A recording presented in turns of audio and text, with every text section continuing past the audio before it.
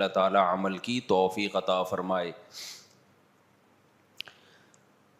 10 محرم عاشورہ کا دن آنے والا ہے، اس حوالے سے آج بہت اہم باتیں کرنے کا ارادہ تھا۔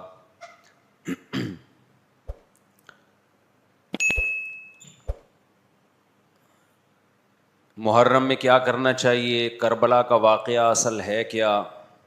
کربلا کے واقعے پر تو میں ایک پورا بیان چند سال پہلے ریکارڈ کروا چکا ہوں، لیکن اس واقعے سے اہم سبق کیا ملتے ہیں؟ محرم میں ہم کون سے ایسے کام کر رہے ہیں جس سے ہم اللہ کے غضب کے مستحق ٹھہر رہے ہیں؟ یہ چند باتیں ہیں جس پر انشاءاللہ آج میں بات کروں گا۔ اللہ تعالیٰ ہم سب کو عمل کی توفیق عطا فرمائے اور حق کہنے کی توفیق عطا فرمائے۔ دیکھو ایک بات خوب اچھی طرح سمجھ لو، اسلام 1400 سال پہلے مکمل ہو چکا ہے۔ کسی واقعے کی وجہ سے اسلام کو تبدیل نہیں کیا جاتا، بلکہ اسلام کی روشنی میں اس واقعے کے جو تقاضے ہیں ان پر عمل کیا جاتا ہے۔ ہمارے ہاں ہو یہ رہا ہے، واقعات کی بنیاد پہ مسائل نکالے جا رہے ہیں۔ 10 محرم کا دن سیدنا حسین ابن علی رضی اللہ عنہ کی شہادت سے پہلے بھی عظیم تھا، اور سیدنا حسین ابن علی رضی اللہ عنہ کی شہادت کے بعد بھی عظیم دن ہے۔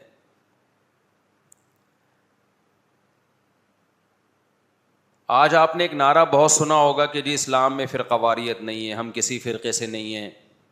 میں بار بار کہتا ہوں کہ یہ بڑا خوشنما نعرہ ہے جو سننے میں بہت اچھا لگتا ہے، کچھ باتیں سننے کی حد تک بہت اچھی ہوتی ہیں لیکن پریکٹیکل لائف میں ان کی ویلیو بالکل بھی نہیں ہوتی۔ جب آپ پریکٹیکل لائف میں آتے ہیں تو پھر آپ کو یہ فیصلہ کرنا پڑتا ہے کہ آپ کس فرقے سے تعلق ہے آپ کا۔ آپ سنی ہیں، شیعہ ہیں، معتزلہ ہیں، مرجیہ ہیں، قدریہ ہیں، ناصبیہ ہیں، کیا ہے آپ کا فرقہ؟ یہ کہہ دینا آسان ہے میرا کوئی فرقہ نہیں ہے۔ اس پر سب سے بڑا اشکال یہ ہوتا ہے، یہ میں اس لیے فرقے کی بات کر رہا ہوں کہ آپ کو بھی طے کرنا پڑے گا کہ آپ یا تو شیعہ بن جاؤ بھائی یا سنی بن جاؤ، ایک طرف ہو جاؤ آپ۔ محرم میں شیعہ بنے ہوئے ہوتے ہیں، رمضان میں سنی بنے ہوئے ہوتے ہیں، ربیع الاول میں بریلوی بنے ہوئے ہوتے ہیں، تو پتہ ہی نہیں چلتا کہ ٹکتا ہی نہیں ہے کسی ایک جگہ۔ اور یہ جو نعرے ہیں نا کہ اسلام میں فرقے نہیں ہیں، یہ ویسے ہی قرآن و سنت کی روشنی میں غلط ہیں۔ اسلام میں 73 فرقے ہیں، حدیث میں آتا ہے میری امت 73 فرقوں میں ڈیوائیڈ ہوگی، جن میں ایک جنتی ہوگا اور 72 جہنمی ہوں گے، تو وہ ایک جنتی بھی تو فرقہ ہی ہوگا نا۔ جس نے عمل نہیں کرنا ہوتا نا، وہ یہ کہہ کے جان چھڑاتا ہے کہ میرا کوئی فرقہ نہیں ہے، تاکہ وہ بے پیندے کے لوٹے کی طرح لڑکتا رہے، کبھی ادھر کبھی ادھر، کیونکہ عمل تو کرنا نہیں ہے اس نے۔ فرقہ واریت نا ایک بڑا ٹاپک بن چکا ہے، ہر آدمی فرقہ واریت کے نام پہ منجن بیچ رہا ہے کہ میں فرقہ واریت نہیں مانتا، میں یہ مانتا ہوں۔ ابے تم بس کر دو یار، بس کرو۔ آپ باتیں کرنے پر گورنمنٹ کی طرف سے کوئی پابندی نہیں ہے، پریکٹیکل لائف میں نہیں چلتا یہ سب کچھ۔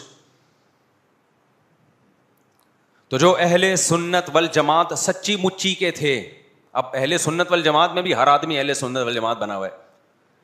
اہل سنت والجماعت کی جو شارٹ فارم اردو میں آئی اس کو سنی کہا گیا، سنت سے نکلا یہ لفظ، اس کو کیا کہا گیا؟ بولو نا کیا ہو گیا؟ سنی۔ یہ اہل سنت والجماعت کی کیا ہے؟ کیونکہ اتنا ٹائم نہیں تھا پاکستانیوں کے پاس کہ وہ اتنا لمبا نام لیتے اہل سنت والجماعت، تو انہوں نے اس کو کیا کہنا شروع کر دیا؟ وی آر سنی۔ تو ہم کیا ہیں بھائی؟ فرقہ ہم 73 فرقوں میں ہمارا فرقہ کون سا ہے؟ ہم سنی ہیں، جو اہل سنت والجماعت کی شارٹ فارم ہے۔ یہاں تک بات کھوپڑی شریف میں آ گئی۔ اب جو سنی ہے نا، ان کے کچھ مخصوص عقیدے ہیں، وہ عقیدے ہوں گے تو آپ سنی ہوگے، وہ عقیدے نہیں ہے تو آپ سنی نہیں ہے۔ لیبل لگاتے رہو، جیسے وہ بار بار میں چٹکلا سناتا ہوں نا کہ ایک آدمی نے چاول کی بوری پر, چینی کی بوری پر چاول لکھا ہوا تھا. لوگوں نے پوچھا بھائی اندر چینی ہے باہر چاول, کہتا ہے مکھیوں کو دھوکہ دینے کے لیے, مکھیاں بہت بیٹھتی ہیں. تو لیبل کیا لگا دیا چاول کا, اندر کیا ہے چینی. تو ایسے ہی بہت سے لوگ لیبل یہ لگاتے ہیں کہ اہل سنت والجماعت, ہم سنی ہیں. لیبل انہوں نے سنی کا لگا دیا, اس فرقے کا لگا دیا جس کو ہم نجات یافتہ سمجھتے ہیں, لیکن اندر مال جو پڑا ہوا ہے وہ سنی والا مال نہیں ہے.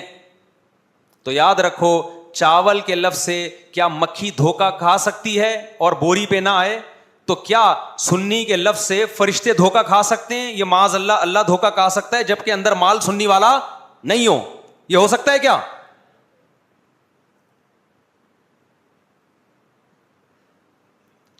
تو اس لیے میں کہتا ہوں آپ ایک چیز ہو جاؤ, یا سنی ہو جاؤ یا شیعہ ہو جاؤ یا کچھ اور ہو جاؤ. کبھی ادھر جا رہا ہے کبھی ادھر جا رہا ہے, کبھی ادھر لڑک رہا ہے. محرم میں شیعہ بن رہا ہے, ربیع الاول میں بریلوی بن رہا ہے, رمضان میں انسان کا بچہ بنتا ہے. میں یہ نہیں کہہ رہا کہ بریلوی انسان کے بچے نہیں ہیں, یعنی رمضان میں ایسا لگے گا جیسے بہت نیک آدمی. تراویح میں پہلے 3 دن دیکھو نا آپ. ابھی تو میں یہ بات ہی نہیں کر رہا کون جنتی کون جہنمی کون غلط کون صحیح, ابھی تو میں صرف یہ بتا رہا ہوں کہ اسلاف نے 73 فرقوں میں سے جو ایک جنتی ہوگا اس کو ایکسپلین کیسے کیا ہے. اگر بریلوی اس پہ پورے اترتے ہیں تو بھائی وہ جنتی ہیں, میں کسی کو جہنمی جنتی نہیں کہہ رہا, میں تو ایک کرائٹیریا بتا رہا ہوں. ہو سکتا ہے میں نہ اترتا ہوں, بریلوی بھائی پورے اترتے ہوں, شیعہ لوگ پورے اترتے ہوں. کسی ایک کو میں یقینی طور پہ نہ جنتی کہہ رہا ہوں نہ جہنمی. میں تو کہہ رہا ہوں کہ آپ فیصلہ کرو کہ آپ ادھر ہو یا ادھر ہو, درمیان میں نہ لٹکو. ایسا نہیں ہو سکتا ایک ٹانگ جہنم میں ایک ٹانگ جنت میں آپ کی, یا تو پورے ادھر جاؤ گے یا پورے ادھر جاؤ گے. کھوپڑی شریف میں بات آ رہی ہے کہ نہیں آ رہی ہے؟ تو نبی صلی اللہ علیہ وسلم نے فرمایا جنتی فرقے کی علامت ما انا علیہ و اصحابی, جس پر میں اور میرے صحابہ ہوں. اب نبی اور نبی کے صحابہ کس طریق پر تھے, کس ٹریک پر تھے؟ اس کو امام طحاوی رحمہ اللہ تعالی جو حنفیہ میں بہت بڑے محدث گزرے ہیں, امام ابو حنیفہ کے شاگردوں کے شاگردوں کے شاگردوں میں تھے. انہوں نے اس دور میں ایک کتاب لکھی عقیدہ طحاویہ کے نام سے, اور اس میں اہل سنت والجماعت کے عقائد اور ان کی بنیادی عقیدوں کو ایکسپلین کیا. ایک متن لکھا جو پوری دنیا میں مانا گیا, اور پوری دنیا کے علماء کا اتفاق ہوا کہ اہل سنت والجماعت میں داخل ہونے کے لیے ان عقیدوں کا ہونا ضروری ہے. اہل حدیث نے بھی مانا اس کو, اب اہل حدیث کی یونیورسٹی میں پڑھایا جاتا ہے, حنفیوں نے بھی مانا, مالکیوں نے بھی مانا, شافعیوں نے بھی مانا, حنبلیوں نے بھی مانا, سعودی عرب کی یونیورسٹی میں بھی پڑھائی جاتی ہے. وہ لکھنے والے اگرچہ حنفی تھے لیکن وہ جو عقیدے تھے وہ سب کے ہیں. وہ اس سے اہل سنت غیر اہل سنت سے کیا ہو رہے تھے, ان میں فرق ہو رہا تھا. سمجھتے ہو کہ نہیں سمجھتے؟ اس کتاب کا نام کیا ہے؟ العقیدۃ الطحاویہ.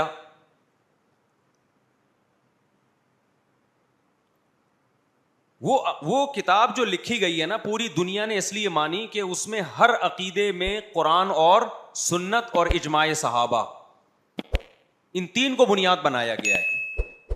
قرآن سے ہو, اور قرآن کی ایسی تشریح جو حدیث مانتی ہو, اور قرآن اور حدیث کی وہ تشریح جو صحابہ مانتے ہوں. لہذا اس وقت پوری دنیا میں جو اہل حق علماء تھے ان کا اتفاق ہو گیا, اور اب تک یہ اتفاق چلا آ رہا ہے کہ جو ان عقیدوں سے ہٹے گا وہ یا تو قرآن کے راستے پر نہیں ہے, یا نبی کے راستے پر نہیں ہے, یا صحابہ کے راستے پر نہیں ہے. اٹ مینس کہ وہ اہل سنت والجماعت سے خارج ہے. خارج کہہ کے ہم اس کو کافر نہیں کہہ رہے, کافر کہنا نہ کہنا یہ ایک الگ بحث ہے. کچھ کافر ہے کچھ کافر نہیں ہے, لیکن وہ نجات یافتہ فرقوں میں نہیں ہے. بہرحال وہ اس فرقے میں نہیں ہے جس کی نبی صلی اللہ علیہ وسلم نے جنت میں جانے کی گارنٹی لی ہے. سمجھتے ہو کہ نہیں سمجھتے ہو؟ اب ان عقیدوں میں کیا ہے بھائی؟ وہ یہ کہ اہل سنت والجماعت جب بھی کوئی مسئلہ نکالیں گے اس کی بنیاد 4 چیزیں ہوں گی: قرآن، حدیث، اجماع امت. یعنی ایسی تشریح کبھی نہیں کی جائے گی قرآن و سنت کی جو امت کے اجماع کے خلاف ہو. کیونکہ امت حدیث میں بہت دفعہ یہ کہ امت گمراہی پہ جمع نہیں ہو سکتی. آپ ایسی تشریح کسی حدیث کی کر رہے ہیں جو کوئی بھی نہیں مانتا اب تک, اس کا مطلب آپ گمراہی پھیلا رہے ہیں. اور چوتھی چیز ہے قیاس. بعض مسائل قرآن و حدیث میں واضح نہیں ہیں لیکن قرآن اور حدیث میں ان کی طرف اشارے ہیں, تو مجتہد کیا کرتا ہے کہ وہ قرآن و حدیث کے ان معنی اور مضمون میں غوطے لگا کے وہ مسائل کا استنباط کرتے ہیں, زمانے کے حساب سے نئے نئے مسائل اخذ کرتے ہیں. سمجھتے ہو کہ نہیں سمجھتے؟ تو 4 اصول اہل سنت والجماعت کے. قرآن سے مسئلہ نکالا جائے گا, حدیث سے نکالا جائے گا, اجماع امت سے, اور چوتھے نمبر پہ قیاس سے. اب میں آتا ہوں اصل ٹاپک کی طرف. یہ تو پوری تمہید تھی نا. اس بات میں دو رائے نہیں ہو سکتی کہ سیدنا حسین رضی اللہ تعالی عنہ کو جو کربلا میں شہید کیا گیا یہ کائنات کا بدترین ظلم تھا. جس نے آپ کی گردن مبارک پہ تلوار رکھی اس کی بدبختی میں دو رائے نہیں ہو سکتی. بہت ہی کوئی شقی اور بدبخت جو نواسہ رسول صلی اللہ علیہ وسلم کے قتل کی طرف بڑھا, بہت ہی کوئی بدبخت اور بدنصیب جو کوفہ کے گورنر ابن زیاد کے کہنے پر نواسہ رسول سے لڑنے کے لیے نکلا, جو اس ظلم کو ظلم نہیں مانتا, وہ بھی اپنے آپ کو جہنم میں جانے کے لیے تیار کر رہا ہے. پھر کربلا میں ایک بڑا ظلم یہ ہوا کہ صرف سیدنا حسین ابن علی کو شہید نہیں کیا گیا, آپ کے ساتھ جتنے مرد تھے سب کو شہید کر دیا گیا.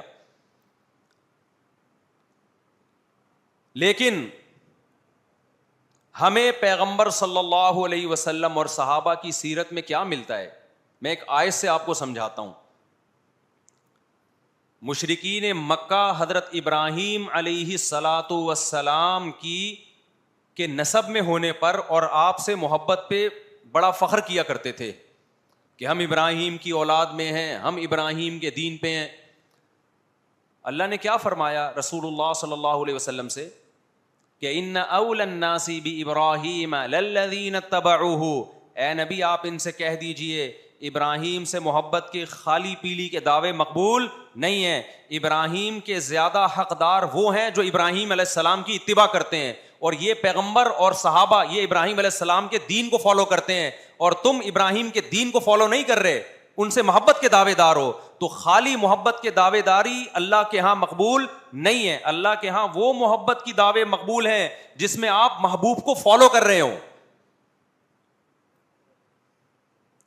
سیدنا حسین ابن علی رضی اللہ تعالی عنہ جو جنت کے جوانوں کے سردار ہیں, آپ سے محبت کا دعویٰ اس وقت مقبول ہوگا جب آپ سیدنا حسین کی سیرت کو فالو کریں گے. رونا پیٹنا ماتم کرنا یہ سیدنا حسین اور اہل بیت کی سیرت نہیں ہے. صبر کرنا, ظالم کے سامنے ڈٹ جانا, جان کے خوف سے اپنی پالیسیوں سے پیچھے نہ ہٹنا, یہ سیدنا حسین ابن علی رضی اللہ عنہ کی سیرت ہے جو آج ہمیں کہیں بھی نظر نہیں آتی.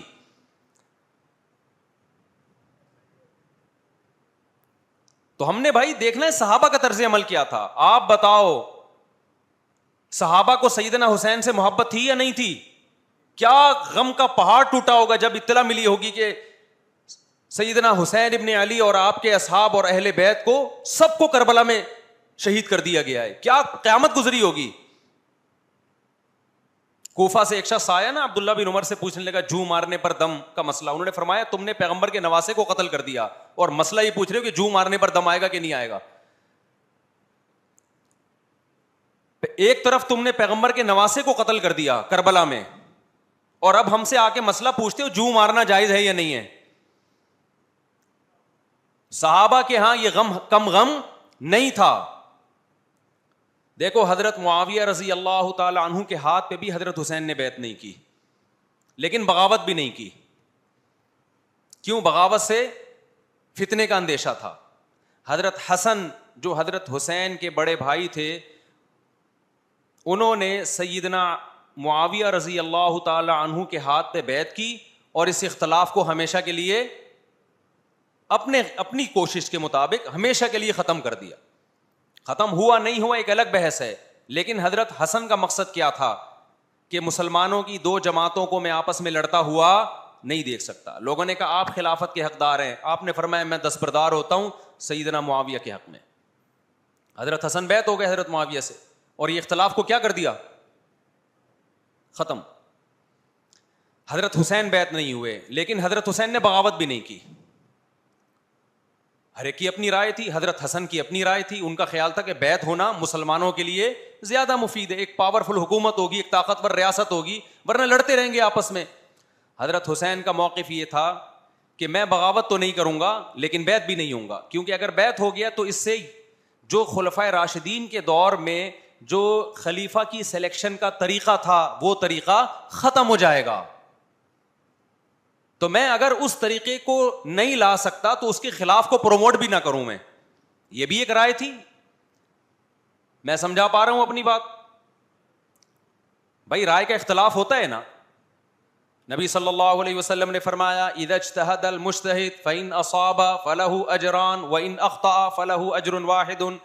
جب کوئی مجتہد اللہ کی رضا کو سامنے رکھ کے اجتہاد کرتا ہے, صحیح اور غلط کا فیصلہ کرنے بیٹھتا ہے, رائے یعنی اس کا مقصد اللہ کی رضا ہو, تو اگر وہ درست نتیجے پہ پہنچے تو 2 ثواب, غلط نتیجے پہ پہنچے تو بھی 1 نیکی اس کو ملتی ہے, اس لیے کہ اس کے بس میں جو خیر خواہی کا کے لیے جو تھا وہ اس نے کر دیا. رائے کا اختلاف ہوتا ہے. تو حضرت حسن رضی اللہ تعالیٰ عنہ بیعت ہوئے حضرت معاویہ کے ہاتھ پہ. سیدنا حسین نہ بیعت ہوئے اور نہ آپ نے بغاوت کی, خاموشی اختیار کی.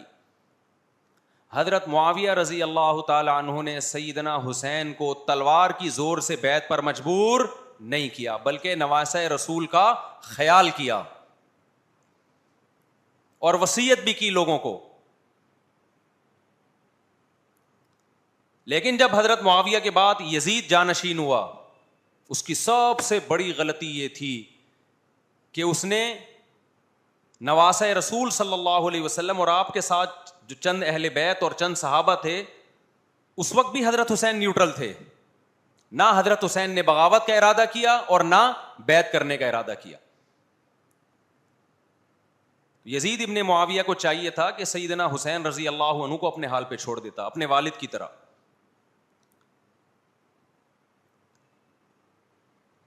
حضرت حسین رضی اللہ تعالیٰ عنہ کو جب کوفہ سے خطوط آئے, یہ میں وضاحت اس لیے کر رہا ہوں کہ حضرت حسین بغاوت کے لیے نہیں نکلے تھے, اس مسلمان حاکم کے خلاف بغاوت کے لیے نہیں نکلے تھے, کیونکہ رسول اللہ صلی اللہ علیہ وسلم کی بہت ساری صحیح حدیث ہے اس بارے میں کہ جو باغی ہے, جو ریاست کے خلاف بغاوت کرتا ہے, اس کو نبی صلی اللہ علیہ وسلم نے اس عمل کو پسند نہیں کیا. تو حضرت حسین رضی اللہ تعالیٰ عنہ کو کوفہ سے خطوط آئے کہ یہاں سارے کے سارے لوگ آپ کے ہاتھ پہ بیعت کرنے کے لیے تیار ہیں. ظاہر ہے جب کسی علاقے کے لوگ دارالخلافہ ہو اور سب بیعت ہونے کے لیے تیار ہوں تو پھر آپ کا جانا یہ بغاوت کا عمل نہیں کہلاتا.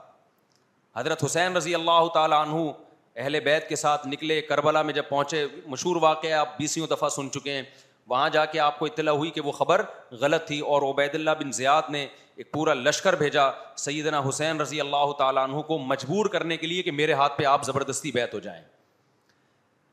حضرت حسین رضی اللہ تعالیٰ عنہ نے مطالبے رکھے کہ یا تو مجھے واپس جانے دیا جائے, اور اگر بیعت کرنا ہی ہے تو میں دمشق میں امیر کے ہاتھ پہ جا کے بیعت کروں گا.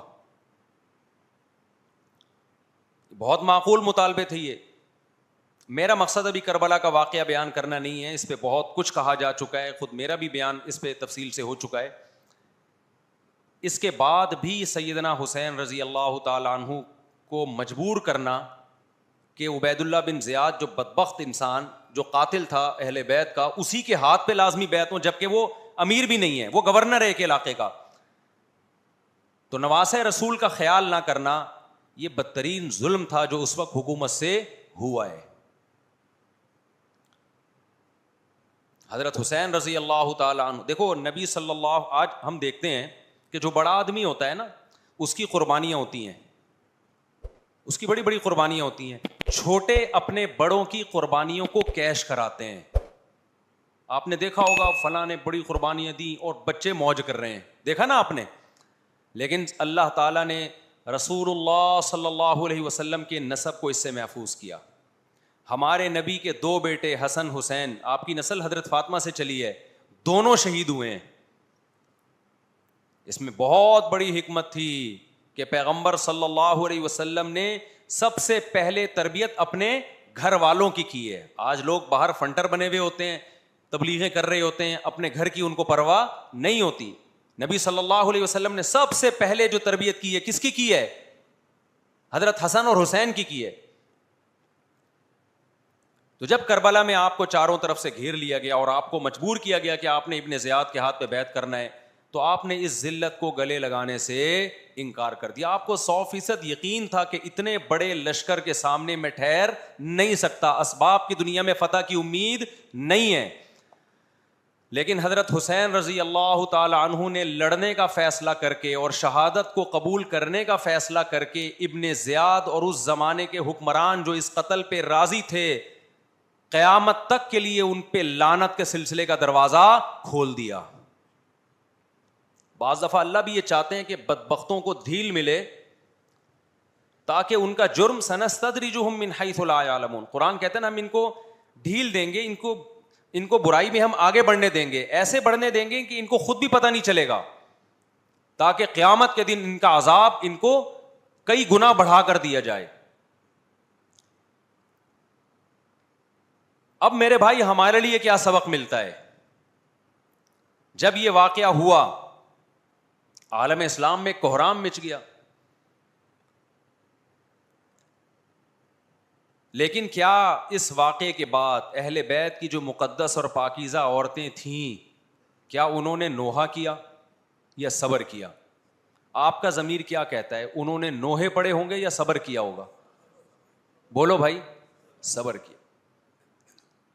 عبداللہ بن عمر رضی اللہ تعالیٰ عنہ جو کوفہ والوں کو ملامت کیا کرتے تھے کہ تم جو مارنے کے مسئلے ہم سے پوچھتے ہو, تم نے حسین کا قتل کر دیا, تو یہ حضرت ابن عمر نے اسی لیے کہا نا کہ آپ کو اس کا غم ہوا تھا. تو ابن عمر کا عمل کیا تھا؟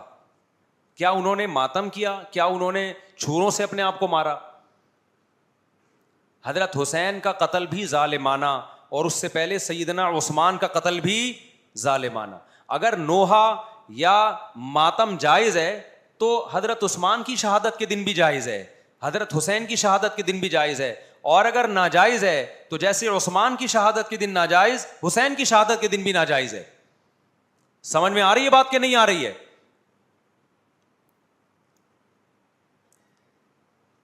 قرآن کیا کہتا ہے ایسے مواقع کے بارے میں؟ تلک امۃ قد خلت لہا ما کسبت ولکم ما کسبتم. قرآن جب بھی پرانی امتوں کے واقعات بتاتا ہے, قرآن کہتا ہے یہ ایک قوم تھی جو گزر گئی, انہوں نے جو کیا اس کا بدلہ ان کو ملے گا, تم جو کرو گے اس کا بدلہ تمہیں ملے گا. تو ہمیں اللہ نے اس واقعے میں بھی بتا دیا کہ سیدنا حسین کا واقعہ, کربلا کا واقعہ جب سنا کرو تو یہ سوچا کرو یہ قوم تھی جو گزر گئی, جس نے اچھا کیا, حسین ابن علی نے اچھا کیا, ان کو اس اچھائی کا بدلہ ملے گا. اور جو حضرت حسین کے قتل کے حضرت سیدنا حسین کے مبارک خون سے جن کے ہاتھ آلودہ ہوئے, کیونکہ قتل کیا نا انہوں نے, تو لہا ما کسبت, ان کو اس ظلم کا بدلہ بھی ملے گا. تو ہمارا کام کیا ہے؟ ہم نے فالو کرنا ہے حسین کے راستے کو, نہ کہ حسین کے نام پہ ہم نے ماتم کرنے ہیں. حسین کا راستہ کیا ہے جس کو ہم نے فالو کرنا ہے؟ اب میں چند چیزیں آپ کو بتاتا ہوں. سب سے پہلا سبق جو ہمیں کربلا میں ملتا ہے کہ عزت اور دین, ایک طرف دنیا ہے. دیکھو اگر حضرت حسین رضی اللہ تعالیٰ عنہ ابن زیاد کے ہاتھ پہ جا کے بیعت ہو جاتے, آپ کیا سمجھتے ہو بے تحاشا مال و دولت حضرت حسین پہ خرچ نہیں کرتا کیا وہ؟ جب ایک بڑا آدمی کسی کے ہاتھ پہ بیعت ہوتا ہے تو اس کو بھی تو فائدہ ہوتا ہے نا اس سے. اور کیا حضرت حسین کو یقین نہیں تھا کہ کربلا میں شہید ہو جاؤں گا؟ فتح اور نصرت کی اسباب کی دنیا میں کوئی امید نہیں تھی, مگر آپ نے اہل بیت کو کربلا میں رسوا کرنے پر عزت کی موت کو ترجیح دی ہے. آج اگر آپ میں یہ ظرف ہے کہ آپ عزت کی موت کو ذلت کی زندگی پر ترجیح دیتے ہو تو پھر آپ حسینی ہو. نہیں آئی بات؟ میرا خیال ہے سمجھ. سیدنا حسین کی سخاوت کے واقعات ہیں. سیدنا حسین باغی نہیں تھے رضی اللہ عنہ. پھر جو اہل بیت کا طرز عمل کیا تھا، محرم میں کیا کیا ہو رہا ہے میں آپ کو بتاتا ہوں. ان میں سے کوئی بھی عمل نہ ہمیں قرآن سے ملتا ہے نہ صحابہ سے ملتا ہے ہمیں. تو ما انا علیہ و اصحابی جو جنتی فرقہ ہوگا اس کی جو علامتیں ہیں، تو جب آپ ان علامتوں کے خلاف چلو گے، صحابہ اور تابعین کو فالو نہیں کرو گے، تو آپ پھر اپنے آپ کو سنی کہنا چھوڑ دو. آپ بتاؤ مجھے اسلام میں کوئی مہینہ منحوس ہے؟ بولو نا. کوئی مہینہ منحوس ہے؟ تو آپ محرم کو منحوس کیوں کہتے ہو؟ لوگ مجھے کہتے ہیں مفتی صاحب فرقہ واریت پھیلا رہے ہیں. دیکھو فرقہ واریت جب پھیلا رہا ہوں جب میں کسی فرقے کے خلاف آپ کو کر رہا ہوں. میرے بیان شیعہ لوگ بھی سنتے ہیں، ملتے بھی ہیں. بہت دفعہ ایئرپورٹ پہ ملاقات ہوئی، بڑی عزت سے ملے، میں شیعہ ہوں لیکن آپ سے محبت کرتا ہوں. یہاں مسجد میں بھی آتے ہیں. میں نے کبھی کسی پہ طنز نہیں کیا. اس لیے میں بار بار کہتا ہوں جو شیعہ کا مذہب ہے اس کو کرنے دو. وہ سبیلے لگاتے ہیں، آپ ان کو مت چھیڑو، جا کے تنگ نہ کرو ان کو. وہ ماتم کرتے ہیں، آپ ان کو مت چھیڑو. وہ نوحے کرتے ہیں، وہ نوحے پڑھتے ہیں، آپ ان کو مت چھیڑو. لیکن آپ اپنی پوزیشن واضح کرو کہ آپ شیعہ ہو یا آپ سنی ہو. آپ تو ایک طرف ہو جاؤ نا. محرم میں اگر آپ مرثیے لگا کے گھوم رہے ہو گاڑیوں میں، اٹ مینز آپ سنی نہیں ہو. آپ نبی صلی اللہ علیہ وسلم کی حدیث ہے ہمارے پاس، ہم اہل سنت والجماعت ہیں، ہم سنت کو فالو کرتے ہیں. تو سنت کیا کہتی ہے؟ میتوں پہ گریبان چاک کرنا، میتوں پہ چیخ و پکار کر کے رونا. آپ نے فرمایا لیس منا، وہ ہم میں سے نہیں ہے. اور اس عمل پہ آپ صلی اللہ علیہ وسلم نے لعنت فرمائی ہے. لوگ کہتے ہیں حسین کی یاد میں رونا نبی کی سنت ہے. نبی صلی اللہ علیہ وسلم کو جب جبریل نے بتایا کہ حسین شہید ہوں گے، آپ روئے اس لیے کہ اس وقت آپ کو یہ خبر ملی تھی. لیکن کیا ہر محرم میں آپ نے رونے کا پروگرام کیا ہے؟ یا صحابہ کو بیٹھ کے باقاعدہ رلایا ہے آپ نے؟ کیا ہو گیا بھائی؟ آپ کو بھی جب کربلا کا واقعہ کی خبر ملی آپ کی آنکھوں میں آنسو آ جائے، یہ نیچرل ہے، یہ حسین سے محبت کی علامت. لیکن ہر محرم میں باقاعدہ بٹھا کے رونے کا پروگرام کرنا یہ حسین سے محبت کی علامت نہیں ہے، بلکہ شریعت میں ناجائز ہے یہ غموں کو بڑھانا. یہ کہاں سے جائز ہو گیا؟ حضرت عثمان بھی تو شہید ہوئے تھے، نبی صلی اللہ علیہ وسلم کے داماد تھے. ان کی یاد میں آپ رونے کو سنت کیوں نہیں کہتے؟ ہماری نظر میں حسین کا قتل بھی بہت بڑا ظلم اور سیدنا عثمان کا قتل بھی بہت بڑا ظلم تھا. دونوں مظلوم تھے، دونوں مظلوم شہید تھے. ہمیں دونوں کی شہادت پہ غم ہے، لیکن اب اس غم کو مناتے نہیں ہیں. اسلام میں غم منانا سنت نہیں ہے. دیکھو جعفر طیار رضی اللہ عنہ، نبی کے چچا زاد بھائی، اہل بیت، جب آپ صلی اللہ علیہ وسلم نے ان کو لڑائی کے لیے میدان جنگ میں بھیجا، رومیوں سے لڑائی تھی. حضرت جعفر طیار کی 4 بیویاں تھیں. جب نبی صلی اللہ علیہ وسلم مسجد نبی میں بیٹھے، آپ کو فرشتوں نے اطلاع دی کہ جعفر طیار شہید ہو گئے. آپ صلی اللہ علیہ وسلم کی آنکھوں سے آنسو. یہ آنسو اس وقت نکلے جب عین شہادت کی اطلاع ملی ہے. اس وقت آنسوؤں کا نکلنا محبت کی علامت ہے. آپ نے صحابی رسول کو بھیجا کہ جاؤ آپ کی زوجات کو، بیویوں کو جا کے خبر دو کہ جعفر طیار شہید ہو گئے. کیا قربانی تھی صحابہ کی! آپ دیکھو ایسے جوان تھے جعفر طیار، خوبصورت جوان. غزوہ بدر میں جب مشرکین مکہ نے یہ نعرہ لگایا کہ حل میں مبارز، 3 سردار آئے، انہوں نے کہا پہلے تمہارے اندر سے 3 بہادر آئیں ہم سے لڑیں. دیکھو عربوں میں یہ ہوتا تھا کہ جب جنگ کے لیے 2 فوجیں آمنے سامنے کھڑی ہوتی تھیں تو پہلے دونوں طرف کے بہادر ترین لوگوں کی لڑائیاں ہوتی تھیں کہ جب تک دونوں میں سے ایک قتل نہیں ہوگا لڑائی شروع نہیں ہوگی. تو آپ کو پتا ہے کہ اس میں بہادر ترین لوگ نکلیں گے نا جو لڑنا جانتے ہوں. مشرکین مکہ کی طرف سے 3 یا 4 بڑے بڑے سردار آئے. لڑائی سے پہلے, بدر میں لڑائی سے پہلے انہوں نے نعرہ لگایا, حل میں مبارز, کوئی ہے تم میں جو پہلے ہم سے لڑے. یعنی ادھر سے ہم 3 ہیں تو ادھر سے بھی کتنے چاہیے, 3 بندے. ادھر سے انصار صحابہ آئے, مشرکین مکہ نے کہا لیسو بی اکفائنا, یہ ہمارے جوڑ کے نہیں ہیں, قریشی ہاشمی چاہیے ہمیں, ہمارے نسب کے لوگ ہونے چاہیے. تو ادھر سے نبی صلی اللہ علیہ وسلم نے حضرت علی کو بھیجا اور حضرت جعفر طیار کو بھیجا. جن صحابہ کو بھیجا ان میں حضرت جعفر طیار بھی تھے. حضرت جعفر طیار رضی اللہ تعالی عنہ اور سیدنا علی مقابلے میں غالب آ گئے. خوبصورت صحابی, نجاشی کے سامنے آپ نے تقریر کی ہے, ہجرت کی ہے نا جب حبشہ کی طرف, تو نجاشی نے پوچھا جعفر طیار سے کہ تمہارے پیغمبر جو کلام لے کر آئے ہیں وہ سناؤ. حضرت جعفر طیار رضی اللہ تعالی عنہ نے سورہ مریم پڑھنا شروع کر دی. کاف ہا یا عین صاد, ذکر رحمت ربک عبدہ زکریا اذ نادى ربه نداء خفيا قال رب اني وهن العظم مني واشتعل الراس شيبا ولم اكن بدعائك رب شقيا واني خفت الموالي من ورائي وكانت امراتي عاقرا فهب لي من لدنك وليا. ایسی حضرت مریم اور عیسیٰ ابن مریم کی سیرت کو سورہ مریم میں بیان کیا حضرت جعفر طیار نے کہ نجاشی روتے روتے, اس کی داڑھی تر, اور جتنے پادری بیٹھے تھے سب کی داڑیاں تر ہو گئی روتے روتے. تو یہ تقریر جو نجاشی کے اسلام کا سبب بنے, بادشاہ کو مسلمان کرنے والے کون تھے, حضرت جعفر طیار. اور آپ کے چھوٹے چھوٹے بچے, 4 جوان بیویاں ہوں, چھوٹے چھوٹے بچے ہوں, اور ایسے میں میدان جنگ میں لڑتے ہوئے شہید ہو جائیں, تو پیغمبر اور صحابہ پہ کیا قیامت ٹوٹی ہوگی. لیکن ہمارے نبی صلی اللہ علیہ وسلم کی آنکھوں سے کیا تھے, صرف آنسو موتی کی طرح ٹپک رہے تھے.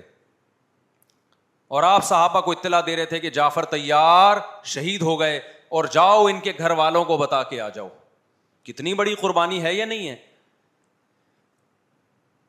جب خبر دینے والا آپ کی ازواج کو بتا کے آیا کہ جعفر طیار شہید ہو گئے, تو آپ کے گھروں سے خواتین کے رونے کی آوازیں آئیں. آپ صلی اللہ علیہ وسلم نے فرمایا ان سے بولو کہ اپنی آواز کو پست کرو. پھر چیخو پکار کی آواز آئی, تو آپ نے فرمایا کہ اگر دوبارہ چیخو پکار کی آواز آئے تو ان کے منہ پہ خاک پھینک دو. وہ شہید کی بیوہ تھیں, اور شہید بھی کتنے مقدس, ان کو بھی نبی صلی اللہ علیہ وسلم نے نوحہ کرنے کی اجازت نہیں دی. اس دن جس دن غم پہنچا ہے اس دن بھی چیخو پکار کی اجازت نہیں دی ہے. تو آپ بتاؤ اگلے سال اس تاریخ کو چیخو پکار کی کیسے اجازت مل جاتی. نہیں آئی میرا خیال ہے بات سمجھ میں. جب غم پہنچا ہے اس وقت چیخنے چلانے کی اجازت نہیں ہے. چھوٹے چھوٹے یتیم بچے, حضرت جعفر طیار کے چھوٹے چھوٹے یتیم بچے, کتنا غم ہوتا ہے جب چھوٹے چھوٹے بچے, ان کا باپ دنیا سے چلا جائے, کتنا ترس آتا ہے ان کے اوپر. تو ہمارے نبی کو بھی ان یتیم بچوں پہ بھی ترس آیا, ان بیواؤں پہ بھی ترس آیا. لیکن نہ نبی صلی اللہ علیہ وسلم چیخو پکار کر کے خود روئے, اور نہ آپ نے ان کی ازواج کو رونے کی اجازت دی ہے. سمجھ میں نہیں آ رہی میرا خیال ہے بات. میرا مقصد شیعوں پہ طنز کرنا نہیں ہے, ان کا جو مذہب ہے ان کو اس پہ چلنے دو. میرا مقصد ہے آپ اپنی پوزیشن واضح کرو کہ آپ ادھر ہو یا ادھر ہو.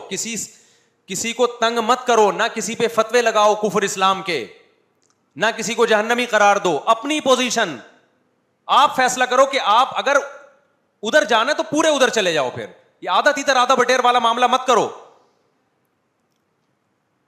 وہ ان کا مذہب ہے بھائی, ان کے علماء ان کو بتاتے ہیں کہ محرم میں کالے کپڑے پہننے ہیں, محرم میں ماتم کرنا ہے, محرم میں کو منحوس سمجھنا ہے, اس میں شادی بیانی کرنا. ان کے علماء ان کو بتاتے ہیں, ان کو چلنے دو اس پر. دنیا میں بہت سے فرقے ہیں, بہت سے مذہب ہیں, ہم کسی کو نہ ختم کر سکتے ہیں نہ کسی کے خلاف نفرت پیدا کر سکتے ہیں. اس سے کوئی چیز حاصل نہیں ہوگی. کسی سے نفرت کرنے کی ضرورت نہیں, کسی پہ فتوے لگانے کی ضرورت نہیں, لیکن آپ کو اپنی پوزیشن واضح کرنی پڑے گی کہ میں کہاں کھڑا ہوا ہوں. اگر آپ سنی ہو تو پھر اہل سنت والجماعت صحابہ تابعین کو فالو کرتے ہیں, حدیث کو فالو کرتے ہیں, اور حدیث میں ہمیں ماتم کرنا, نوحہ کرنا, گریبان چاک کرنا اس کی پرمیشن نہیں ہے, بلکہ اس سے روکا گیا ہے, اس عمل کو حرام اور ناجائز قرار دیا گیا ہے. بات آ رہی ہے سمجھ میں؟ باقی جو شیعہ حضرات کرتے ہیں، ہمارے دوست ہیں شیعہ، میں مذاق میں نہیں کہہ رہا، ملتے ہیں ہم سے، میں کبھی ان سے مذہب کے ٹاپک پہ بات نہیں کرتا، نہ ان کو کبھی چھیڑتا ہوں کہ آپ یہ کیوں کر رہے ہو، یہ کیوں نہیں کر رہے. بھائی اس کا مذہب ہے، وہ اس کا فرقہ ہے، جو کرنے دو اس کو، ہم نہیں کرتے، کیونکہ ہم اہل سنت والجماعت میں. سمجھ میں آ رہی ہے بات کہ نہیں آ رہی؟ پھر ربیع الاول کا مہینہ آئے گا، اس میں بھی آپ اپنی پوزیشن واضح کرو کہ آپ ادھر ہو یا ادھر ہو. دو فرقے ہیں، دیوبندی بریلوی. میں نہیں کہہ رہا کہ کون جنتی کون جہنمی، لیکن بر صغیر میں جن کو دیوبندی کہا جاتا ہے وہ نظر و نیاز تیجے 40 میں کے قائل بولو نہیں ہے. یہ ان کی کتابوں میں لکھا ہوا ہے، وہ اس کے قائل نہیں. اگر کوئی بزرگ ان میں قائل گزرا بھی ہے تو وہ اس کا ذاتی تفرد ہے، اس کو علماء نے فالو نہیں کیا، اس کو ان کی اجتہادی غلطی قرار دیا ہے. ربیع الاول میں جلوس نکالنا یا مزار بنانا یا مزاروں پہ جانا اس نیت سے کہ وہاں جا کے ہم کوئی قوالی پڑھیں گے یا کچھ بھی، ہمارے ہاں قبرستان جانا صرف اس لیے ہے کہ آخرت کی یاد تازہ ہو، بس. اس کے علاوہ اور کوئی کانسیپٹ نہیں ہے. ہمارے ہاں قبر ایک بالش سے زیادہ اونچی بنانا جائز بولو نا نہیں ہے. قبر پکی کرنا جائز نہیں ہے. تیجے 40 میں کرنا جائز بولو نہیں. آج ایک صاحب آئے، کہنے لگے میری ساس کا 40واں ہے، فجر میں کہنے لگے مجھے، کہہ رہے میں نہیں گیا تو بڑا مسئلہ ہو جائے گا. میں نے کہا بھائی ایک فیصلہ کرو، گرین چینل یا وائٹ چینل، ایک طرف ہو جاؤ بھائی، کیونکہ وائٹ چینل میں یہ جائز نہیں ہے، نہ 40واں ہے نہ تیجا ہے. اب لوگ مذاق اڑاتے ہیں مر گیا مردود نہ فاتحہ نہ درود. بھائی کچھ بھی کہتے رہو تو پھر پورے ادھر کو ہو جاؤ، یا تو پورے وائٹ ہو جاؤ یا پورے کیا ہو جاؤ، پورے گرین ہو جاؤ. پھر تیجا بھی کرو، 40واں بھی کرو، برسی بھی کرو، اور پھر اس کے بعد جھنڈے بھی لگاؤ ہرے رنگ کے. میں نہیں کہہ رہا دیوبندی صحیح ہے یا بریلوی صحیح ہے، دیکھو میں یہ بحث نہیں کر رہا، میری بات کو غلط نہ لے کے جانا. میں کہہ رہا ہوں آپ اپنی پوزیشن واضح کرو، صحیح غلط تو اگلا مرحلہ ہے. آپ کیا ہو، آپ کو تو یہی نہیں پتا چل رہا. آپ ربیع الاول میں ہرے جھنڈے لے کے گھوم رہے ہو، رمضان میں آپ وائٹ چینل بنے ہوئے ہو، محرم میں آپ بلیک چینل بنے ہوئے ہو، تو پتہ ہی نہیں چل رہا تو ہے کیا بھائی. جب 73 فرقوں میں ایک جنتی ہے تو ایک کو فالو کرو نا جس کو جنتی سمجھتے ہو. اگر آپ سمجھتے ہو کہ بلیک چینل یا شیعہ فرقہ جنتی ہے تو پورے شیعہ ہو جاؤ بھائی. اگر آپ سمجھتے ہو بریلوی فرقہ جنتی ہے تو پورے بریلوی ہو جاؤ. تو جس کو سمجھتے ہو وہ بن جاؤ، لیکن پورے بنو، ادھورے مت بنو، آدھا آدھا نہ لو. بات سمجھ میں آ رہی ہے؟ میں پھر بتا رہا ہوں، نہ میں کسی کو جنتی کہہ رہا ہوں نہ جہنمی. میں یہ نہیں کہہ رہا دیوبندی جنت میں جائیں گے یا بریلوی جائیں گے یا شیعہ جائیں گے، یہ تو اللہ فیصلہ کرے گا. ہم تو وہ کریں گے جو ہماری کھوپڑی میں آ رہا ہے. ہماری کھوپڑی میں یہ آ رہا ہے کہ جس کو بھی کرو تو ایک کو کرو پورا، تاکہ ایک طرف ہو جاؤ. آدھے تیتر آدھے بٹیر مت بنو آپ، اور دوسرے کو چھیڑو بھی نہیں. چھیڑنے کی بھی ضرورت نہیں ہے. کوئی جو کر رہا ہے کہ بھائی اس کا مذہب ہے. دیکھو ہندو مندر میں جاتا ہے نا، ہماری رائے کے مطابق صحیح کر رہا ہے غلط کر رہا ہے، غلط کر رہا ہے، لیکن ہم چھیڑتے ہیں کیا؟ اسلام نے اجازت دی اس کو چھیڑنے کی کہ ہندو جا رہا ہے اس کو پکڑ کے لا کیوں جا رہا ہے بھائی؟ اسلام بولا ہے بھائی لکم دینکم ولی دین، تمہارے لیے تمہارا دین، ہمارے لیے ہمارا دین. لا اکراہ فی الدین، دین میں زبردستی نہیں ہے، جو کر رہا ہے اس کو کرنے دو. تبھی اسلامی تاریخ میں کوئی ایک مندر بھی ہمارے علم میں نہیں ہے کہ اس میں ہندوؤں پہ پابندی لگی ہو کہ مندر نہیں جا سکتے. جب تک اسلامی حکومتیں رہی ہیں، ہندوستان میں 1000 سال مسلمانوں نے حکومت کی ہے. اگر ہندوؤں کو مندر جانے سے روک دیتے تو آج یہ مندر ختم ہوتے. اسلامی حکومت جب ختم ہوئی ہے تو بھی مندر لاکھوں کی تعداد میں مندر تھے. اسلام مسجد جانے کا حکم دیتا ہے یا چرچ جانے کا؟ بولو. مسجد. چرچ جانے کو غلط سمجھتا ہے کیونکہ وہاں غیر اللہ کی، عیسیٰ ابن مریم کی عبادت ہو رہی ہے. لیکن کیا اسلام آپ کو پرمیشن دیتا ہے کہ کوئی عیسائی چرچ جا رہا ہو تو آپ اس کو روکو کہ تو کیوں جا رہا ہے بے، مسجد میں آ؟ اجازت دیتا ہے؟ یا اسلام یہ کہتا ہے کہ اس سے بدتمیزی شروع کر دو آپ؟ بولو کیا ہو گیا؟ آپ کو سبق یاد کرا رہا ہوں میں. بدتمیزی شروع کر دو. یا اسلام یہ اجازت دیتا ہے کہ اس سے اچھا سلوک نہ کرو؟ قطعاً اجازت نہیں، بلکہ قرآن تو کہہ رہے ہیں ان اللہ یحب المقسطین، جو غیر مسلم تم سے لڑ نہیں رہے میدان جنگ میں، ان سے تمہیں اچھا سلوک کرنا پڑے گا. کیونکہ اللہ اچھا سلوک کرنے والوں کو پسند کرتا ہے. صحابہ کرام غیر مسلموں کو بھی ہدیے دیا کرتے تھے, نبی صلی اللہ علیہ وسلم نے یہودیوں کو بھی ہدیے دیے. تو جو مذہب اسلام کی طرف منسوب نہیں ہے, جب ہمیں ان سے اچھے سلوک کا حکم ہے, تو جو مذہب اسلام کی طرف منسوب ہیں, قطع نظر اس سے کہ وہ اس دعوے میں سچے ہیں یا جھوٹے, یہ تو بحث ایک الگ ہے, لیکن نسبت کس کی طرف کر رہے ہیں؟ اسلام کی طرف. تو ہمیں ان سے بدتمیزی بدسلوکی کی کہاں سے اجازت ہوگی؟ تو میں نہیں کہہ رہا کہ آپ شیعہ بریلویوں سے دشمنی کرنا شروع کر دو, ان کی دعوتیں اٹینڈ نہ کرو, ان سے کاروبار چھوڑ دو, یا ان کو جا جا کے تنگ کرو, کیوں سبیل لگا کے بیٹھے ہو, کیوں ماتم کر رہے ہو, یہ کام مت کرو آپ. ہمارا ملک اس فرقواریت کا متحمل نہیں ہے, سے فساد پھیلتا ہے. لیکن اپنی پوزیشن آپ واضح کرو, ایک لکیر ہے آپ کھینچ دو.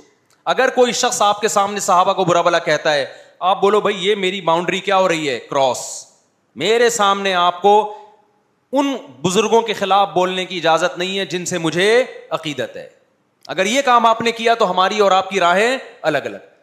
آپ کا جو مذہب ہے بھائی, آپ بند کمرے میں, آپ کے امام بارگاہ میں, آپ کے مسجدوں میں, یا جہاں بھی ہے وہ آپ کا نجی معاملہ ہے. ہمارے سامنے آپ نے کوئی ایسی بات نہیں کرنی جو ہمارے عقیدے کے خلاف ہو, تو آپس میں دوستی رہے گی.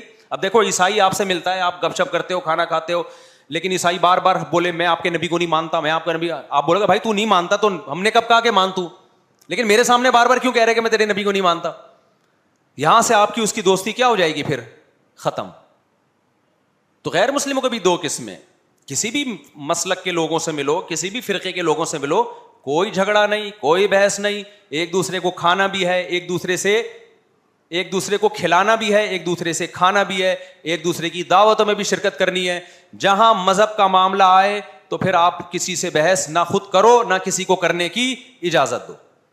اگر کوئی کچھ سیکھنا چاہتا ہے تو آپ بولو بھائی علماء کے پاس آ جاؤ, آپ کو کوئی اشکال ہے تو ہم وہاں آپ کا اشکال حل کر دیں گے. اس سے آگے بڑھنے کی کوشش بولو مت کرو, اس سے ملک میں امن ہوگا. باقی فرقے ہمیشہ سے ہیں بھائی, آج کوئی نئے تھوڑی ہیں, اور یہ ہمارا کام تھوڑی ہے فرقے ختم کرنا. یہ تو عیسیٰ ابن مریم جب نازل ہوں گے, حضرت مہدی آئیں گے, وہ تلوار کی طاقت سے ختم کریں گے, ان کے پاس یہ اتھارٹی ہوگی کہ وہ فرقوں کو ختم کریں. آپ نے یہ کرنا ہے کہ دوسرے کے مسلک کو چھیڑنا نہیں ہے اور اپنا چھوڑنا نہیں ہے. مسئلہ آپ کے ساتھ یہ ہو رہا ہے کہ دوسرے کو چھیڑ بھی رہے ہو اور اپنا چھوڑ بھی رہے ہو, دونوں الٹے کام کر رہے ہو. ایک طرف بحث کر رہے ہوتے تم ایسے, اور دوسری طرف وہی بنے ہوئے ہوتے تھوڑے دنوں میں جا کے. ہاں وہ بتا رہا ہوں, وہ نظر و نیاز والی نہیں, وہ سب کو پتا ہے. ہاں ایسی دعوت نہ ہو جس میں بدعت کی تائید ہو. تو آپ جو کر رہے ہو نا, وہ یہ کر رہے ہو دوسرے کو چھیڑ بھی رہے ہو, جس سے ملک میں بدامنی پھیل رہی ہے. تقریریں سنو, شیعہ ایسے, بریلوی ایسے, دیوبندی ایسے, اہل حدیث ایسے, تقریروں سے کیا پھیل رہی ہے؟ نفرتیں. اور پھر محرم میں آپ خود شیعہ بنے ہوئے ہوتے ہو, ربیع الاول میں آپ گرین چینل بنے ہوئے ہوتے ہو, اور رمضان میں آپ وائٹ چینل بنے ہوئے ہوتے ہو. سعودی عرب میں سارے وائٹ ہو جاتے ہیں جا کے, سعودی عرب جو بھی جاتا ہے سارا وائٹ چینل. پیغمبر کی قبر پہ کوئی دھمال نہیں, کوئی قوالیاں نہیں, وہاں کھڑے ہوں گے تمیز سے سلام پیش کر کے آگے نکل جائیں. وہاں کوئی چیخو پکار نہیں, وہاں جا کے سارے کیا ہو جاتے ہیں؟ وائٹ, کیونکہ وہاں حکومت کا ڈنڈا ہے. ٹھیک ہے نا, تو گورنمنٹ کے پاس تو یہ اختیار ہے بھائی ڈنڈا چلائے, ہمارے پاس یہ اختیار نہیں. ہم تو تمیز سے بات کریں گے, سمجھائیں گے, محبتیں پھیلائیں گے, کیونکہ جب عوام ڈنڈا چلاتی ہے تو اس سے اصلاح کم اور فساد زیادہ ہوتا ہے. تو میں بار بار کہہ رہا ہوں بھائی دوستیاں رکھو, کوئی دفتروں میں شیعہ سنی لڑائی نہ ہونے دو, یہ غلط ہے. محبتیں پھیلاؤ لیکن مسلک کو چھوڑنا نہیں ہے. جب کوئی آپ سے کہے محرم میں یہ کام کرو, بولو بھائی ہم چونکہ اہل سنت والجماعت میں سے ہیں, ہم چونکہ سنی ہیں, لہذا ہمارے ہاں کوئی مہینہ ہمارے مذہب کے مطابق منحوس نہیں ہے. پھر کوئی آپ کو اصرار کرے نہیں یہ, آپ بولو بھائی ہم تم پہ اپنا مسلک تھوپ رہے ہیں کیا؟ تم جلوس نکالتے ہو, تم ماتم کرتے ہو, ہم تو نہیں تمہیں روکتے آ کے, بلکہ گورنمنٹ تمہیں تحفظ دیتی ہے, سیکیورٹی دیتی ہے گورنمنٹ تمہیں. تو جب ہم اپنا مسلک تم پہ نہیں تھوپتے تو تم اپنا مسلک ہم پہ کیوں تھوپ رہے ہو بھائی؟ تو ہم محرم میں بھی شادی کریں گے, ربیع الاول میں بھی کریں گے, سفر میں بھی کریں گے, رمضان میں بھی کریں گے. ہم نے تو 4 کرنی ہے, ہم مہینوں کے حساب سے شروع کر دیں تو پھر ہمارے تو بڑے مسئلے ہو جائیں گے بھائی. سمجھ میں آ رہی ہے بات کہ نہیں آ رہی؟ حضرت جعفر طیار اہل بیت میں سے تھے, کتنی زوجات تھیں؟ 4 تھیں. حضرت علی کی کتنی تھیں ایک وقت میں؟ حضرت فاطمہ کی دنیا سے جانے کے بعد 4 تھیں. یہ بھی ہے سنت میں, نکاح کو فروغ دو, یہ اہل بیت کا طریقہ ہے تاکہ سوسائٹی میں زنا کم ہو, بیوہ طلاق یافتہ عورتوں کو ٹھکانہ ملے. خیر, تو اب میں بات سمیٹ کے ختم کر رہا ہوں. لوگ کہتے ہیں محرم میں ہم نکاح کیوں کریں بھائی, فرض واجب تو نہیں ہے نا, چلو حرام نہیں ہے لیکن فرض بھی تو نہیں ہے نا. لوگ یہ بھی کہتے ہیں, دیکھو جب قرآن نے کسی چیز کو حلال قرار دیا ہو نا, تو قرآن اس کو پسند نہیں کرتا کہ آپ عملاً اس کو حرام کر دو. دیکھو مشرکین مکہ کیا کرتے تھے, بتوں کے نام پہ جانور چھوڑتے تھے, پھر ان کا گوشت نہیں کھاتے تھے. اللہ نے فرمایا کہ تم نے ایک خدا کی حلال کردہ چیز کو کیسے حرام کر دیا تم نے. نبی صلی اللہ علیہ وسلم نے قسم اٹھائی میں شہد نہیں کھاؤں گا. آپ نے فرمایا لما تحرم ما احل اللہ لک, اے نبی جو چیز اللہ نے آپ کے لیے حلال کر دی آپ کیسے اپنے اوپر حرام کر رہے ہیں. اس سے پتہ چلتا ہے کہ اگر آپ محرم میں نکاح کرنا چاہتے ہیں لیکن آپ یہ سوچ کے ڈیلے کر دیتے ہیں کہ بھائی اس مہینے میں لوگ نکاح کو برا سمجھتے ہیں, تو یہ ڈیلے کرنا آپ کے لیے ناجائز ہوگا. کیونکہ لما تحرم ما احل اللہ لک, اللہ نے جس چیز کو تمہارے لیے حلال کیا تم نے کس دلیل کی بیس کے پر اپنے اوپر پابندی لگائی ہے اس پر. ایک تو ہے نا کسی کو شادی کا خیال ہی سفر میں آ رہا ہے, ربیع الاول میں آ رہا ہے, وہ تو ایک الگ بات ہے, لیکن اس کا نکاح محرم میں ہونا تھا, صرف محرم کی وجہ سے وہ ڈیلے کر رہا ہے کہ جی میں ربیع الاول میں لے کے جاؤں گا. یہ ڈیلے کرنا قرآن و سنت پہ زیادتی ہے یا نہیں ہے؟ یہ اللہ کے حلال کو عملاً حرام کرنا ہے یا نہیں ہے؟ نہیں ہے بات سمجھ میں.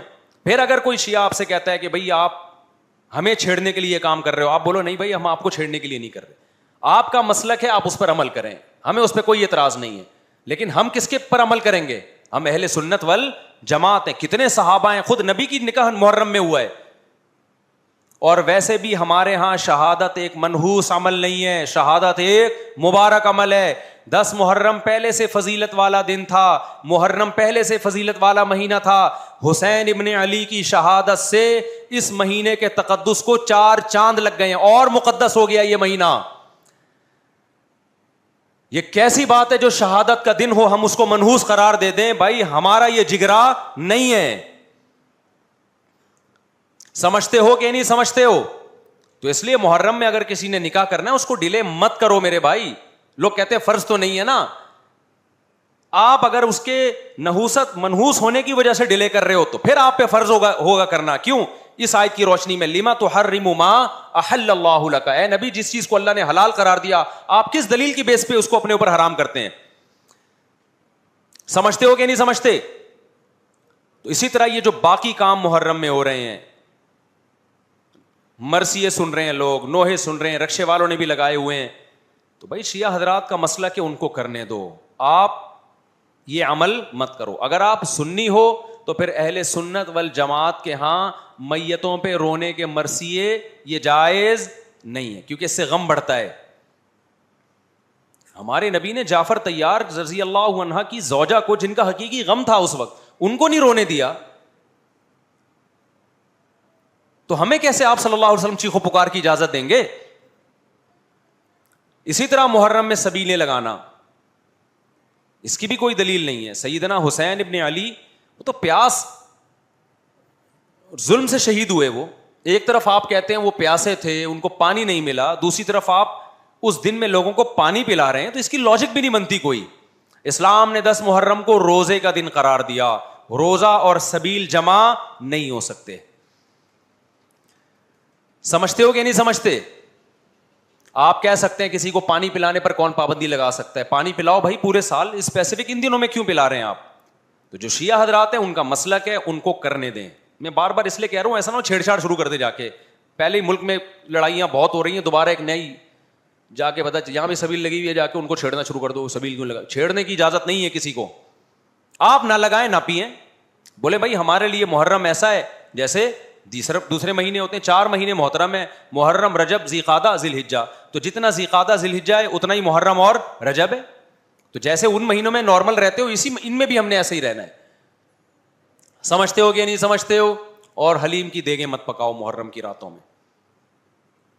حلیم کھا سکتے ہو جب چاہو اس خاص ان دنوں میں. اور ویسے بھی جو لوگ پوری پوری رات حلیم کے دیگڑے میں گھوٹے لگاتے ہیں صبح روزہ نہیں رکھتے. وہ کیا خیال ہے جب آپ پوری رات دیگڑے میں گھومتے رہو گے, دیکھا نہیں یہ پوری رات دیکھ کے اندر گھومتے رہتے ہیں جیسے موت کے کنویں میں نہیں بائک چلاتا بندہ, تو صبح روزہ رکھے گا ایسا آدمی؟ تو یہ ساری چیزیں آپ کو اس کام سے روکتی ہیں جو سنت سے ثابت. تو اللہ تعالیٰ ہمیں محرم میں وہ کچھ کرنے کی توفیق عطا فرمائے جس کی ہمیں اللہ, اس کے رسول اور صحابہ نے پرمیشن دی ہے, اور ان تمام باتوں سے اللہ ہمیں بچنے کی توفیق عطا فرمائے جس سے اللہ, اس کے رسول اور صحابہ نے ہمیں بچنے کا حکم دیا ہے. اللہ تعالیٰ سمجھنے کی عمل کی توفیق عطا فرمائے. وما علینا الا البلاغ. 2 بجے ہم اس کو ختم کر دیں گے, ٹھیک ہے؟ 2 بجے تک سیٹ اپ چلے گا. 2 بجے تک آپ لوگ اور میں بیٹھے ہوئے ہیں, جو پوچھنا ہے پوچھ لو. جس کا جواب آئے گا بتا دوں گا, نہیں آئے گا بولوں گا اس کا جواب مجھے معلوم نہیں ہے. کوئی ضروری تھوڑی ہے کہ ہمیں ہر چیز دنیا کی پتہ ہو. ایسا دنیا میں کوئی بھی نہیں جس کو سب کچھ پتہ ہو. ہاں بھائی, کسی نے سوال پوچھا ہے فضولی نکاح کے بارے میں بتائیے اور اس کا طریقہ. دیکھو, ایک ہوتا ہے وکیل یہ ہوتا ہے کہ آپ نے کسی کو نمائندہ بنا دیا, خرید و فروخت کا نمائندہ یا نکاح کا نمائندہ. آپ نے کسی کو بھیجا کہ میں دولہا ہوں, میرے پاس ٹائم نہیں ہے, مجھے کہیں جانا ہے, آپ میری طرف سے قبول لو جا کے. تو یہ بندہ جا کے قبولے گا آپ کی طرف سے, تو نکاح آپ کا ہوگا, اس بندے کا نہیں ہوگا کیونکہ یہ آپ کا نمائندہ ہے. بعض دفعہ یہ ہوتا ہے کہ آپ نے کسی کو نمائندہ نہیں بنایا, وہ خود سے نمائندہ بن کے آپ کی طرف سے قبول لیا اس نے. اس کو کہتے ہیں فضولی. اس کو کیا کہتے ہیں؟ فضولی. یعنی قاضی صاحب نکاح پڑھا رہے ہیں, بھائی میں نے فلانی بنتے فلانی کا نکاح غفار بھائی سے کر دیا. غفار بھائی موجود نہیں ہے, ان کے پتہ بھی نہیں ان کو. غفار بھائی کے دوست بیٹھے ہوئے تھے, انہوں نے کہا میں نے غفار بھائی کی طرف سے قبول لیا. تو یہ نکاح لٹکا ہوا ہے, ابھی لٹکا ہوا ہے, سمجھ رہے ہو, معلق ہو گیا. غفار بھائی کو جب پتہ چلے گا کہ ستار نے تمہاری طرف سے قبول لیا ہے, تو جب ان کو پتہ چلے گا, وہ اگر اس کی پرمیشن دے دیں اسی مجلس میں, ہاں جی غفار نے جو قبولا ہے تو ٹھیک ہی قبولا ہوگا, کیونکہ غفار کی پسند اور میری پسند ایک ہی ہے. نہیں سوری, ستار نے قبولا تھا نا. غفار کو جب پتہ چلا تو غفار نے کہا کہ غفار کو لوگوں نے بتایا کہ آپ مجلس میں موجود نہیں تھے, قاضی صاحب نے کسی خاتون کا نکاح آپ سے کر دیا ہے, تو آپ کی طرف سے ستار نے قبول کر لیا ہے. تو غفار کو خیال ہوا کہ یار ستار اچھا آدمی ہے, میرے لیے اچھا ہی سوچے گا, تو ٹھیک ہے مجھے قبول ہے. تو جیسے ہی یہ غفار قبولے گا تو نکاح ہو جائے گا. تو اس کو کہتے ہیں فضولی کا نکاح. یعنی اس شخص نے نکاح کرایا جس کو آپ نے نمائندہ بنایا نہیں تھا, اس نے زیادہ فنڈر بن کے آپ کا نکاح پڑھا دیا. تو جب آپ قبولیں گے تو ہو جائے گا, نہیں قبولیں گے تو مسترد. تو یہ نکاح موقوف رہتا ہے اصیل کی اجازت پر, اصل کی اجازت پر. سمجھتے ہو, جو اصل بندہ ہے نا وہ اجازت دے دے گا تو ہو جائے گا, ورنہ نہیں. تو اتنا نیک کون ہوتا ہے جو کسی اور کی طرف سے قبول رہا ہو آج کل. مفتی صاحب اگر کوئی اچھا رشتہ ہوگا تو آپ کی طرف سے تھوڑی قبولے گا, اپنی طرف سے قبولے گا. وہ بولے گا قبول ہے لیکن غفار نہیں, ستار کو ملے گی.